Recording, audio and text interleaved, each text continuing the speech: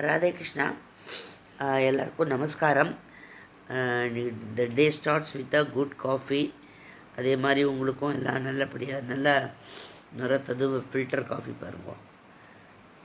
சாப்பிட்ணும் அப்படி இருந்ததுன்னா நமக்கு சாப்பிட்ணும் அப்படிங்கிற ஒரு ஆவலை தூண்டும்.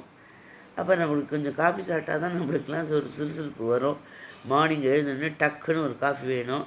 ஸோ என்னோடய கேரட்டை டக்குன்னு போட்டு கொண்டு வந்து கொடுத்துட்டா. அதுக்கப்புறம் வந்து 2 டிப்ஸு சொல்லியிருக்கேன் இன்றைக்கி. ஒன்று வந்து இஞ்சி மரப்பா இருக்கு இல்லையா, அதை சாப்பிட்டேன்னா நெஞ்சு சளி போகும்.